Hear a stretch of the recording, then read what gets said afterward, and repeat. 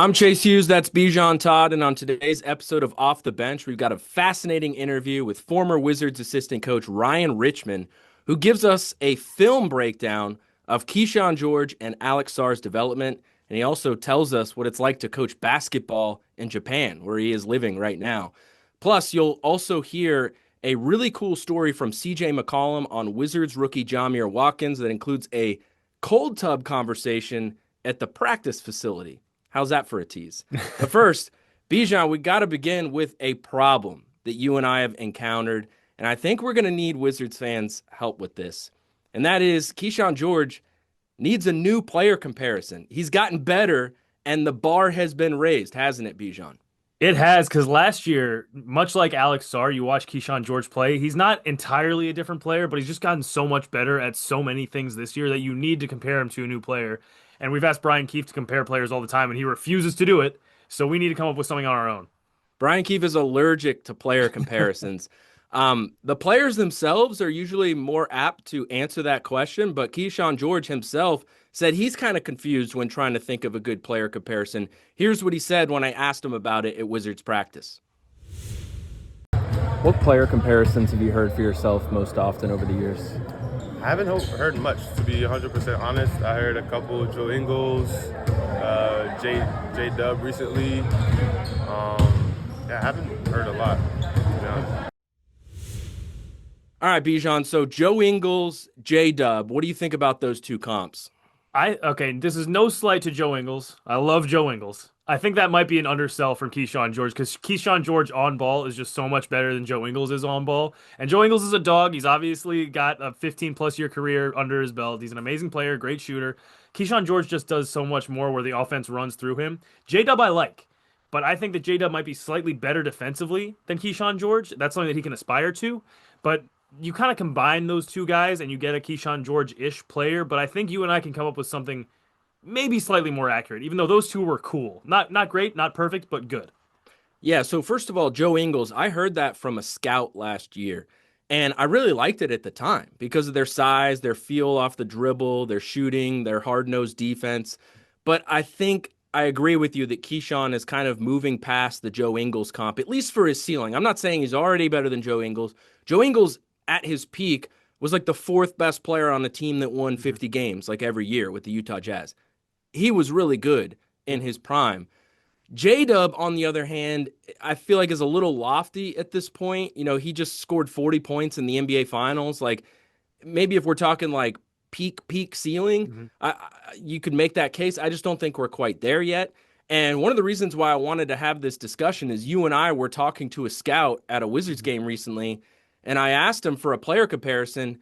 And what did he say? He said he's going to have to get back to us. So this is like confusing the league. This is like it's sweeping the league. This sort of confusion and hysteria over what player Kyshawn George should be compared to. So as of this day, Bijan, where you stand, where you sit right now, what's your latest player comparison for Kyshawn George? Much like that scout, I'm kind of stumped. It's really hard to come up with a comparison for a guy who in his second year, like 10, 12-ish games in, is already this different of a player than he was last year. You and I were just talking about it. I tossed out Cam Johnson, and it's an okay comparison. It's not great. Cam Johnson is not as fluid as Kyshawn George is, and they don't run plays through Cam Johnson as much as the Wizards do through Kyshawn George. Kyshawn George does a ton of pick and roll work. Really good spot up shooter, just like Cam Johnson is, but that's like the closest I got. I feel like that's like a 7 out of 10 comparison. I can't really do much better than that. I tossed out some other players, but I think Cam Johnson plus more feel and more offensive responsibility and slightly better defense is what I'm giving Kyshawn George. As of today, where I sit, I'll say Jalen Johnson of the Atlanta Hawks. They're about the same size. Jalen Johnson might have more bounce. Kyshawn George is a better shooter. I think might have just a more well-rounded game. But Jalen Johnson's pretty good. I think that guy could make an all-star team in the next few years. So the bar keeps going up. I wouldn't be surprised if by the end of this season, we're confused once again and trying to come up with new player comparisons for Kyshawn George. But if you're watching or listening out there and you've got a good one, let us know. Mention it to us on social media. I'm at Chase DC Sports. Bijan is at Bijan_Todd. And we'll talk about this in a future episode. And maybe you'll tell us one that makes a lot of sense, and that can be the one we roll with moving forward.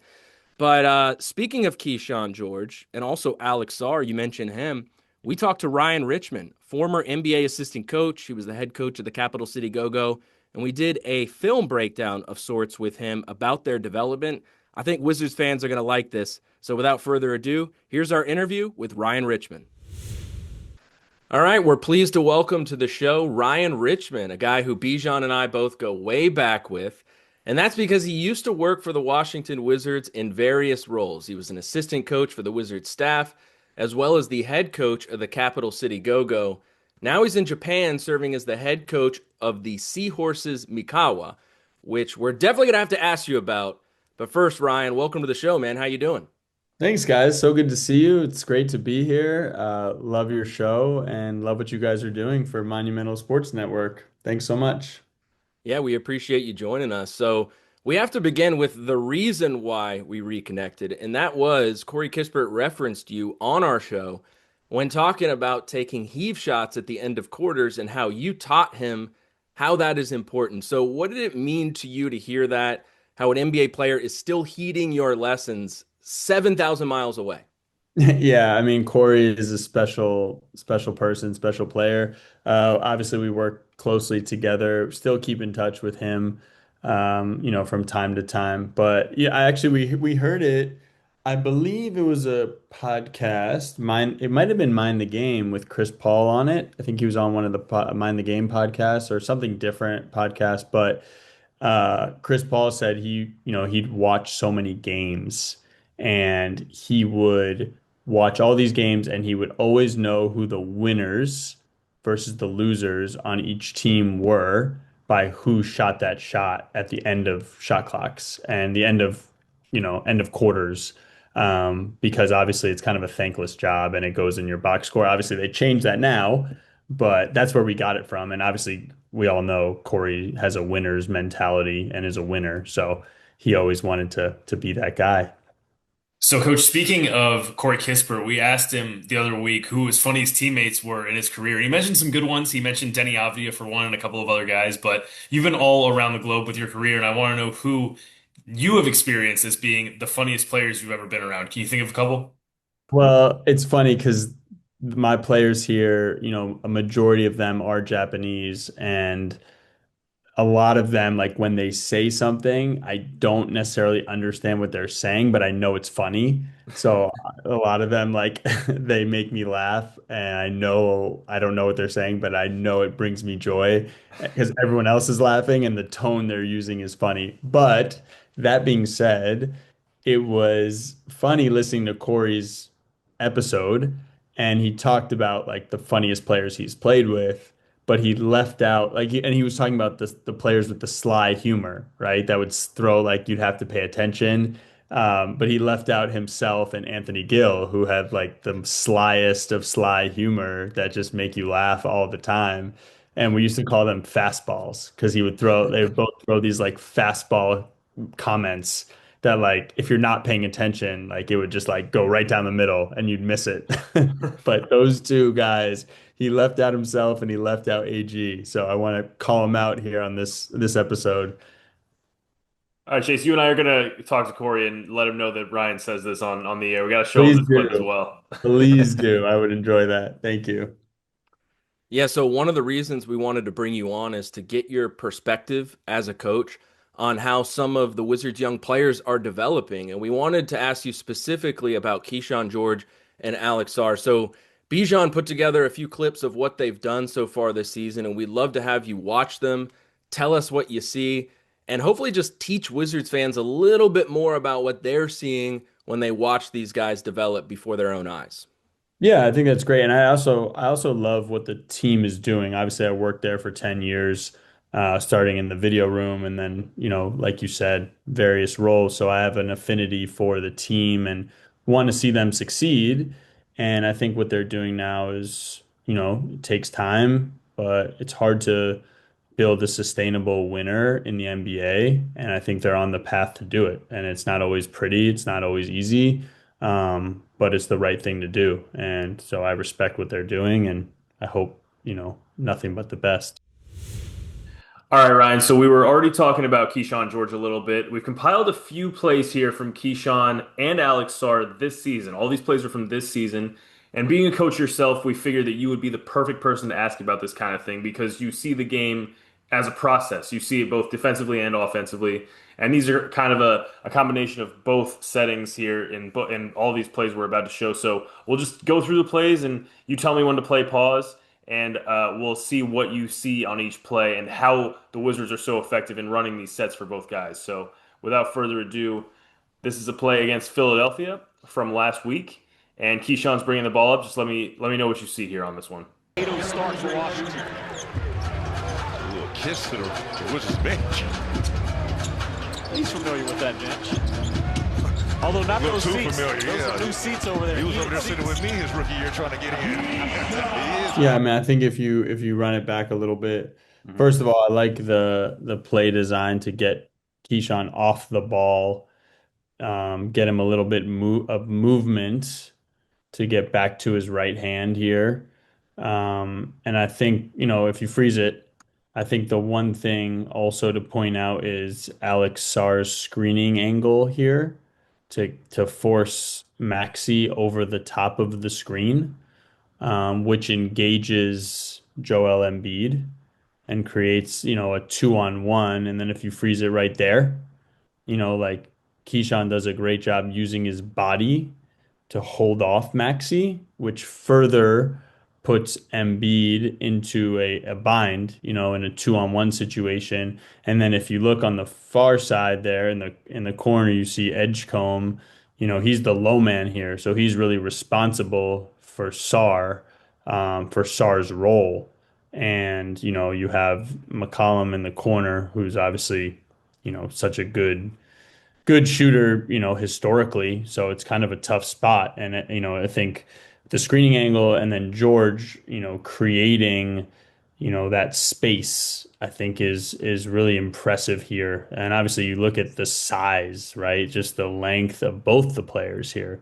George obviously handling the ball, which he's much improved this year, just going through some synergy numbers. At U Miami, 23-24, he was 0.65 points per possession in his pick and roll ball handling. His rookie year with the Wizards, he was zero point 0.8. And then this year so far, he's almost at 1 points per possession for a pick and roll ball handler. And, for a young player of his, size, length, that's really impressive. And I think this is a really good first play to start with. What do you think about his patience and his pacing, especially given how young he is? Yeah, I mean, yeah, when you look at, this clip, you could tell he's worked on his pace, he's worked on his body. It all comes together, from the weight room to the court, watching film, like we talked about Corey and just, the best players are able to watch their film and put it into practice, in the games, in game situations, in practice situations. And I think you nailed it. Like his change of speed, his using his size, is really impressive here. That's so interesting that he's almost doubled his pick and roll ball handling effectiveness in less than 2 years. About a year and a half since he was at Miami, and he's already almost doubled his effectiveness in those sets. That's really impressive. All right, so let's go to the next play here after Keyshawn scores his bucket. Yeah, and then I think just like going into the body there to finish. Like obviously Embiid is not the same athletically that he was, right? And I mean, for the league's sake, I hope he can get back to that level. But, it's still not necessarily an easy finish over like a pretty strong 7-footer who's going vertical, right? Like that's pretty good use of his strength there and body control. That's a great point. I hadn't noticed that on the first watch, but you're pushing a guy who's close to 300 pounds on his back feet. All right, so here's the second play. This is also from the same game. Keyshawn's the ball handler here as well. Within the ball movement he's seen already. And it's go time right now. I don't want BK to fall in the trap of leaving his second unit out there unless they start doing. And Whitmore seals it off with a three. So let me know what you see here, Ryan. This is a little bit of a different play, but Keyshawn is still getting into the paint on this one. Yeah, it looks like they're icing it here, sending it down, and Embiid's in a drop. At times, bigs and drops and kind of guards and wings staying home on the perimeter is a tough tough puzzle for a pick and roll ball handler freeze for a pick and roll ball handler to solve. And I think that one thing I noticed on this clip, and we talk about it a lot, obviously the Villanova guys with Jay Wright and Jalen Brunson made it popular of like playing off of 2 feet.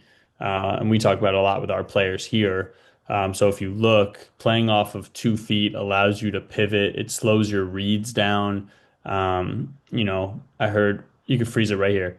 I heard Con Knipple talk about how it levels the athleticism playing fields in one of his pre-draft interviews. So like for him to play off 2 feet, he looks like he reads that Embiid is back to Bagley, and obviously you see Corey. Corey's in constant movement, and when he moves, players are gonna follow him because they're worried about his shooting. So Corey does a good job here of just kind of opening up a passing lane. But obviously, it's a really good read of Kyshawn to just, pivot and find the weak side. And, also, I'll give credit to Whitmore here. Like I call that like window shopping, like especially versus drops. Like he's kind of window shopping to find, Corey knows that phrase. We talked about it a lot, but just finding that little window, as your defender is kind of ball watching or, worried about the roller. You can kind of move and create little angles for the ball handler. But this is a great pass. And then the other piece, if you go back to the actual pass, I think, one thing we talk about, again, the pace is great, but one thing is just like on time, on target passes. Like he hits them right in the hands, and that matters, and that's a big sign of like understanding basketball IQ, being able to deliver it in traffic, right in the player's hand. So that was, again, another good read. All right, next play. This one's from the Orlando game. Another one where Kyshawn gets into the paint. Those aren't elite all-star level numbers. Second youngest player in NBA history to have a 50-point, 10-rebound, 5-assist game. The other guy that did that, your former teammate and adversary, LeBron James. Kyshawn George. Yeah, so they're running kind of basically turns into a double drag, but it's like a number out double. That's what I would call it in my system. But freeze. So they're trying to the Magic switch the guards, and they're trying, it looks like, to kind of send it down potentially, but he gets over the top of the screen. You freeze it here, and I think the credit has to also go to Bagley here because this is a great, what we call a Gortat screen, or a highway screen, however you want to say it. But since we worked with Marchin, we'll give Marchin the credit. Wizards fans know that reference. Yeah, I hope they do by now. Loves credit, and he deserves it because he's one of the best screeners of all time. And so yeah, this is a great Gortat screen, but like the Gortat screen takes two to tango. You need the ball handler to create space and time. And that gets back to Chase, what you talked about in the first clip with his pace and spacing or his pace and his movement, going fast to slow, slow to fast. And then I think, Bagley gets time to get a piece of Batadze here, and then he gets a good finish at the rim. And again, just like one thing I notice about him, and, I haven't watched a ton of him before we talked about these clips, but just being able to use his length, like, he's to be able to finish it. Like Batadze is a pretty good shot blocker. Like he's not like a slouch on the shot blocking front. So, to be able to kind of just raise up and just extend his right hand there and just beat the shot blocker to the backboard, I think is, it's a small thing, but it's pretty impressive. And Yeah, so he it kind seems of like on pivots. both these plays, Ryan, like the off-ball movement's pretty important. You referenced Corey cutting on the last one, and this one, it's Bagley just kind of clearing space, I guess, in the lane. But Kyshawn also does really well with the space he's been given. Yeah, like he needs that freeze. If you freeze it right there, like Bagley does a good job of highway screening, but like I said, it takes both of them. Like the timing of that play is really important. Mhm. All right, cool. Next play coming up. Another one for Kyshawn against Milwaukee. Cole Anthony. What an addition in the offseason for Milwaukee, getting Cole Anthony to come over. Along with Miles Turner, as they are fortifying their roster. Kyshawn, solid move. So what do you see on this one, Coach? If you Because Keyshawn's Yeah, bringing it up from the half yeah, court here. yeah, I like this one too because if you look at it, if you freeze it here, like even before Corey comes to screen, and Corey's one of the best like small screeners. We talked to him, we talk about finding the next action and small screening, obviously with all the switching now in the NBA is such a weapon if it can be used properly. But even before Corey screens, I think Keyshawn does a really good job at like backing Kyle up with his pace. If you look at it here, and Mhm. he allows like this next the angles of the screens to be good. And if you look here, like obviously it looks like they're switching. They switch the first screen, obviously, but if you run it, obviously Portis ends up on him. They're switching this one too, um, which makes sense given Washington's personnel. They're really small here. I don't know even how you would look at it if Whitmore's the five or whatever. So Milwaukee's switching 1 through 5 on the ball. So switch, Mhm. and freeze. I think, Portis obviously gambles for a steal, but this is one thing that impressed me about George is his ball handling is pretty good. And I watched him a little bit this summer in the FIBA games, and I thought his ball handling's really improved, and that's obvious. Those numbers I said, you can't, like you said, Bijan, you can't double your points per almost double. Mhm. You know, you can't almost double your points per possession in 20 months if your ball handling doesn't improve, and it doesn't matter, how good you are, how amazing you are in pick and roll, your ball handling needs to be tight. And even though his ball handling doesn't look necessarily like super like Chris Paul tight, it's just like he's able to, um, use his size and still keep the ball controlled, and that's impressive. This behind the back dribble right here was really impressive, I thought, at the top of the Yeah, exactly. And he's keeping his body on Portis too, and then to finish on the other side of the rim, is really, really a good play. Just a really good finish. I And find it really the impressive. patience is really The good too. Mhm. the Wizards must have been really impressed with that development because they run more pick and rolls than any team in the league this year, and he runs the most on the team. Wow. So I think he must have come into training camp and showed them something, and they were like, "All right, we need to carve out a pretty decent portion of our offense for Kyshawn George." Yeah, and I mean, I think that's, we talked about it earlier about, developing your players and going through the draft, and I think they're on the right track. And in order to do that, you have to let them play too, and you have to put them in positions that they're uncomfortable potentially, but that there's room for growth. And like no one grows without being uncomfortable. Myself as a coach, all these players. Like it just doesn't happen. And unless you put yourself in those positions, and unless the coaching staff puts him in those positions, he's never going to really grow. So credit to the coaching staff for saying, hey, at times this may be ugly. It may not be perfect, but we'll learn from it. We'll grow from it. And, you could tell it's definitely improved. All right, so next play here. We're done with Keyshawn, kind of. We're going to move on more to Alex Sarr. Sarr on this play is starting the play off ball, setting some screens. But let me know what you see here, Ryan, with the first play where we go into Sarr's game. Played 4 minutes into the third quarter. Excellent start by the Wizards. Coming out of halftime. Middleton going left, swinging it out.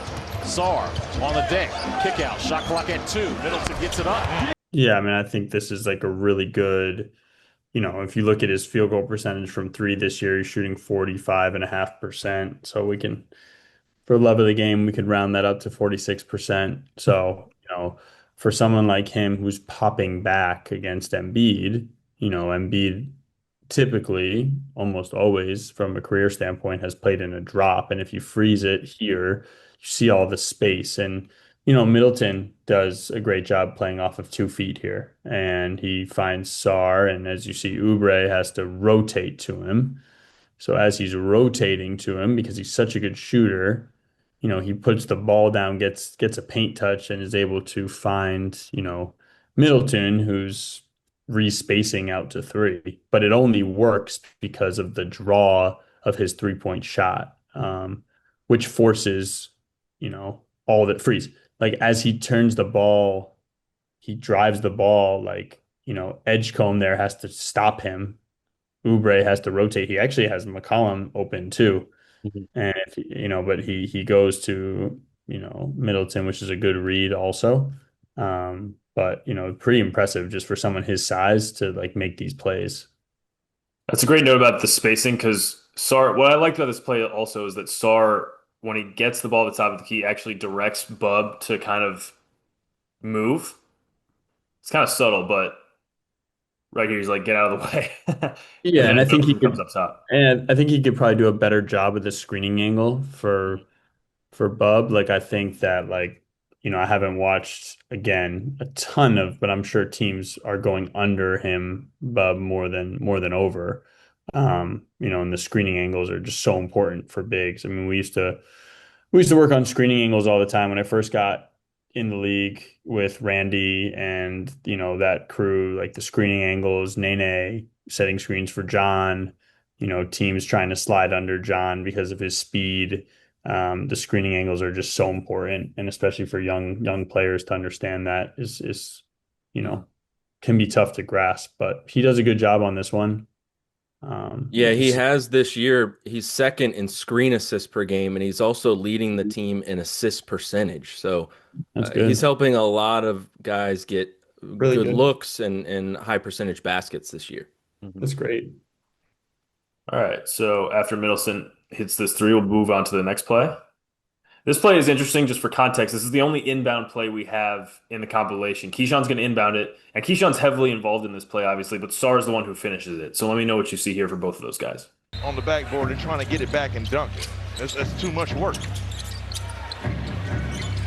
Shot clock at 10. Kyshawn coming off of that Sarr screen. Trying to get inside. There you go. Excellent decision. Great feed by George to Sarr. You see. Yeah, I like this play because it's a staggered screen into like another staggered screen for the inbounder. Mhm. And then it looks like they're running like a Spain pick and roll or a stack pick and roll. And if you go here, go to the end, just the end. Mhm. So as he goes, again, he's doing a great job using his body. And by using his body, he keeps Anunoby behind him, which again puts the big who's Towns in this situation in a tough spot. When you're playing in this drop or, up to touch into a drop, Towns can't leave the ball, right? The big's job is to stop the ball. And he's waiting for Anunoby to get around and square up the ball, but he can't because George is doing such a good job holding him off. Mhm. And, because he's doing that, it puts, Brunson, who's the low man again, in a position where he's like, oh, do I have to help on the roll? Do I not? Like, what do I need to do here? If I help on the roll, and I even think, is that Champagne in the corner? Yes. Like I even think, he's window shopping a little bit, but he can be even flatter, he can be spaced a little bit better here in the corner, right? Like I wouldn't consider that the corner where he is. He's below the break, but he's not in the corner. But still, just a great play by George here. Good read and obviously a good roll by Sarr just to get on the rim. And I think that's what he has to balance, right? Like that's the hard part. We had Porzingis, obviously Kristaps, he was great for us. But guys who can shoot so well, like they have to balance popping and rolling. Like they can't just pop every time. You have to put pressure on the rim too, because the game is still the rim is still the best shot. A dunk is still the best shot, Mhm. right? Like in the game. Um, and dunk, free throw, corner threes. Um, You make a great point there, and that has been such a big part of Alex's evolution this season because he took so many threes last year. Now he's doing a lot more around the basket, and his efficiency has just gone through the roof. Yep. Yep. And that's a big piece. And it's hard because you have to read situations. Like when you're running three-man actions, stack, double drags, pin DHOs, like a lot of times it's great opportunities to roll and put pressure on the rim. It's also funny that this play is against the Knicks, Ryan, because you've mentioned it already, like in this little segment we've done. Keyshawn is so good at leveraging his body and decelerating, getting into the paint, clearing up space. And for my money, the player in the league who's best at that is Jalen Brunson. And so it looks like he's kind of taking a page out of those guys' books, like Luca, SGA, creating that space and then forcing Mhm. Towns into the uncomfortable spot, like you mentioned. Yeah, I mean, and then you just look like they have their best perimeter defender on him. Like Hmm. and that's after a dead ball. Like Mhm. there's no mistake there. He's Anunoby's guarding him for a reason. Ryan, that was tremendous, man. We really appreciate you dropping that knowledge. I hope Wizards fans learned a little bit more about what they're seeing from Kyshawn George and Alex Sarr, but really the Wizards' entire offense this season and how those guys and their development has really helped what the Wizards want to do. While we have you, though, we got to ask you about coaching and living in Japan. So, what's it like coaching basketball in Japan right now? What's the experience been like? It's been amazing, actually. It's definitely changed me as a human, changed me as a coach. Obviously, there's nothing like head coaching experience, and then this league is one of the fastest leagues in the world, fastest growing leagues in the world. There's just a lot of really good import talent coming in, tons of players from former first round picks. Jahlil Okafor came this year, Jarrett Culver came this year. Obviously, Japanese players like Keisei Tominaga came this year. Yuta Watanabe came last year, right? So it's just the quality of players. I'm in my third year, and the quality of players have just improved, um, dramatically since even for me. So it's been great. I've learned a lot. I'm still learning every day. Being a head coach is challenging. It's fun. It's the best job in the world, but it's hard. Challenge you as a human, as a communicator, connector, all those things. So I'm learning and growing, and that's why I'm here. I'm glad you said communicator because this is something I've always wondered with soccer specifically, coach, where you have all these guys from every corner of the globe. Is it hard to coach with a language barrier? Like, do you have an interpreter on the team? Yeah, we have an interpreter and we have a couple staff members, a couple players actually that speak both languages that can, English and Japanese that can really help. But we have had some mishaps like end of game scenarios where, the interpreter maybe doesn't understand exactly like what I'm looking for and the players, some of them, because we can have two imports on the court at a time. So we have two basically Americans on the court at a time, and we have three on our roster. And then you can have a naturalized player also who's, has Japanese citizenship. Is that hard to keep track of, like when you're laying your rotations out and like It's absolutely like in the actually middle of a it's game if guy actually gets in foul trouble? It's actually not because those guys are almost always in. But yeah, it's like it's it's been fun. I've loved one thing I've loved, first of all, we came here for 4 years. This team hadn't made the playoffs, and the first year we made the playoffs, second year we made the playoffs, and this year, we're looking to take another step. But yeah, it's the one thing I've really loved is FIBA, like the FIBA rules. And I think that they let you play. It's physical. There's no D3, which I think helps defenses. You can be more creative with your zone defenses and kind of your coverages. And yeah, it's been quite the learning experience for me. What has the growth of basketball been like there? I mean, we saw a little bit of it when Rui was here. Obviously there was a large media contingent that was in DC, but now you're in Japan. Like, how big is basketball as a sport in Japan?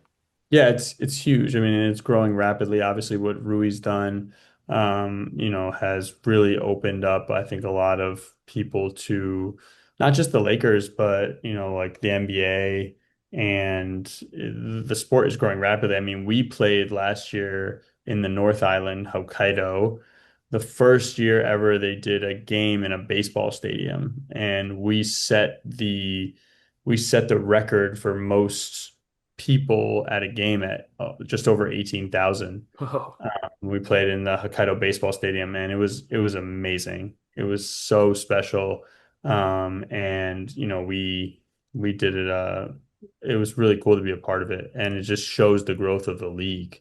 And just basketball around the world. When like for me, I grew up loving the NBA. I still love the NBA, but being here has showed me that there is joy, like, basketball love all over the world. And, I think the NBA is the best league in the world, no doubt about it. But also, like, if you want to learn and get experience being a head coach, it's hard to do in the NBA. Obviously, there's only 30 jobs, and I want to get there, to be a head coach in the NBA. But I also know that I need to get my reps and I did in the G League. But now here, just being an international head coach is just it's like a chess match every game. And the way our league is set up, we play the same team Saturday and Sunday back to back. So that part is really fun also. And then twice a month we play on Wednesdays. So 60 game season. So it's a lot of reps. Been fun. I'm glad you mentioned Hokkaido Baseball Stadium. I've seen clips of baseball being played in that stadium, and the atmosphere is unreal. And speaking of baseball, Shohei Ohtani and the Dodgers just won the World Series again. And his stardom in the United States is ridiculous, but in Japan, I assume it's on another level. So, what level of stardom is Shohei at in Japan right now? And how does it compare to like massive star athletes in the United States, like a Luka or a LeBron or something like that? Yeah, I mean, I think it's probably even bigger because like, he's like obviously Japanese. He's all over the place. He's on vending machines and outside of convenience stores. I mean, everyone's a Dodgers fan here. They love the Dodgers, and yeah, that's amazing what he did and what Yamamoto did, and just these guys are impressive. And baseball is really popular here. My wife and I went to a game in our city, Nagoya, and it was so fun. It was incredible. Yeah, it's living here is really special. Like, just on the other side of the world, sometimes it feels very similar to living in America. And then there's times where I'm like, wow, I live in Japan. And still, my wife and I were talking about it the other day. Like, we drive to wherever we drive to, we see signs that are all in Japanese. Or we walk on the street and, everyone looks different from us. And we're like, wait, what's going on? Where are we? Like, we have to remind ourselves. My daughter comes home from school. She's speaking all Japanese, singing Wow. Japanese songs in the car. Yeah, it's been quite the life experience for all of us. Speaking of that, last question for you before we let you run. What's the best thing you've eaten in Japan, and what is the most adventurous thing that you've tried? Oh, okay. So the best thing I've probably eaten is just, it's gonna sound, I mean, some of the like the Wagyu beef and the Chateaubriand beef, like that's just really special. And obviously like the sushi, just I know it sounds crazy, but like the fatty tuna just like kind of just melts in your mouth, like just the best thing ever. And then, yeah, I'm not really necessarily proud to say this, but I did try horse. Wow. Okay. And beef tongue is like really popular here. Which is, the thought of it is just kind of disturbing to me. I didn't really want to try it, but I did. And it was better than I thought. But yeah, there's a lot of great food here. Well, Everything's I'm, fresh. I'm glad Yeah. we made this work. And it's about 7 a.m. here, and you were kind of making me hungry when you talked about sushi and Wagyu beef, but then my appetite went straight away once you mentioned horse. But we really appreciate it. It's nighttime there. It sure It is. took us a little time to get this interview to work, but we made it happen. Thanks so much for dropping all that knowledge, and we hope Wizards fans learned something about their team and also basketball in Japan. Thank you, Yeah, Coach. thanks, guys. Love what you're doing. Love Monumental Sports Network. I have a lot of friends still there, and I'm rooting for the Wizards to be successful. So all the best to you guys. Whatever I can do to help, let me know. Thank you, Ryan. We appreciate you. Thanks a lot, man. Arigatou gozaimasu. All right, Bijan, I hope Wizards fans learned a little something about Kyshawn George and Alex Sarr because I certainly did. Yeah, and it was awesome talking to Ryan Richman because I knew him when I was a little bitty Wizards intern in their basketball ops department back in 2018-ish. And Ryan was like the nicest guy in the building. He also just is like a basketball savant. He knows everything there is about the sport, hence the reason he's a head coach now in Japan. And when he started talking about like pin downs and flare screens and everything, I was like, Wizards fans are going to love this. So definitely an easy way to kind of get into the X's and O's of what makes players that are that young so good already. And how about what he said about Mind the Game, the podcast, what Chris Paul said on it? You just never know who's listening to a podcast, right, Bijan? It could happen to us. Some we could hear, point, we we don't could hear a know. coach be like, oh, yeah, we heard it on Off the Bench, and we just had to implement it. So we'll see. Before we run, though, I wanted to play a soundbite from my one-on-one with CJ McCollum, where he detailed some of the questions he's being asked by Wizards rookie Jamir Watkins behind the scenes. And I think this is really cool. So here it is. Great defender. Asked questions about defense. He was in the cold tub yesterday asking me about Herb Jones. Like, what makes him such a good defender? Like, just kind of asking me, like, how he got to that point. And I was telling him, I was like, he cares. You watch his film, he makes the extra effort in the body type match. I was like, you got a good body. Like, yeah. 6'5", 6'6", long arms, strong enough to guard ones and quick enough to guard ones, strong enough to guard threes and fours. Yeah. He'll probably switch on to some fives. And then it's 3 and D. Like, the league loves that. Guys that can guard multiple positions, guys that make quick decisions, can catch and shoot, can slash one dribble off a closeout, but really are out there to guard and guard at a high level. And I think he has lockdown written all over him in terms of like his future. Like, I think he can guard 1 through 5. Jump shot is already good, which is usually an issue for guys that like, usually the best defenders struggle to shoot. So Yeah. I'd say that's another guy who works, asks questions, and knows he's going to be able to carve out a niche in the streets. So, Bijan, I feel like those are exactly the types of questions that Jamir Watkins should be asking CJ McCollum. Absolutely. I think it's interesting when young players want to pick the brains of older players rather than older players sitting the young guys down and saying, learn from me. Listen to what I'm saying. Jamir taking that kind of initiative and wanting to learn from a guy who doesn't even play his own position. Like CJ's a guard, Jamir's like a 3-ish, maybe a 2. They're kind of similar, but they don't have similar play styles. Just a guy who's carved out a decade-plus long career in the NBA is an amazing guy to learn from. And some speaking of Kyshawn player comparisons, I really liked the thing that CJ said about Jamir plus Herb Jones. I thought that was really interesting. What did you think about that? Yeah, I mean, I just find that so fascinating because CJ could tell you not only how Herb Jones like prepares, but also what it's like to be defended by him every day in practice. So Jamir Watkins, good on him for asking those kind of questions. That's exactly what he should be doing. And I asked about real quick before we go. I did ask Grant Williams either a year ago or 2 years ago. I think it was during Bilal Coulibaly's rookie year. What do you think about Bilal Coulibaly? You just went up against him for the first time. And Grant Williams compared Bilal to Herb Jones. And I was like, that's really cool. Herb Jones, for my money, is a top 3 perimeter defender in the NBA. Jamir Watkins already showed how good of a defender he was at Florida State, at Las Vegas Summer League. Now he's showing it with the Go-Go and the Wizards. If he continues that trajectory, I really love that player comparison. Yeah, we've seen him get an opportunity with the Wizards recently, and I think it's because he's earned it behind the scenes in practices. All right, that'll do it for this episode of Off the Bench. Thanks to Ryan Richman, thanks to CJ McCollum, and as always, thanks for watching, everyone.